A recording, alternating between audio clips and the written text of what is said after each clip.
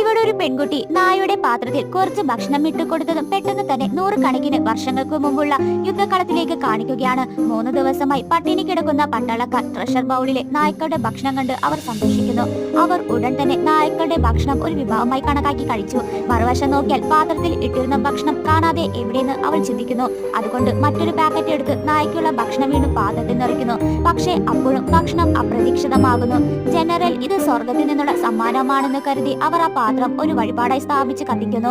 ഇവിടെ ഇവൾ ഈ പാത്രത്തിൽ എന്തായിരിക്കുമെന്ന് മുഖത്തോട് അടുപ്പിച്ചു വെച്ചപ്പോൾ അവർ കത്തിച്ച പുക അവളുടെ മുഖത്തേക്ക് വരികയും ദേഷ്യം കയറി അവൾ ആ പാത്രത്തിലേക്ക് നായ്ക്കളുടെ ഭക്ഷണമെല്ലാം അതിലേക്കിടുന്നു.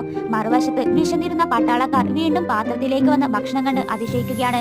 ശേഷം അവർ രക്തം കൊണ്ട് എഴുതിയ തുണി ആ പാത്രത്തിലേക്ക് ഇടുന്നു. അത് കണ്ടവർ നായ കഴിക്കുന്ന എല്ലാ ഭക്ഷണം ആ പാത്രത്തിലൂടെ അയക്കുകയാണ്.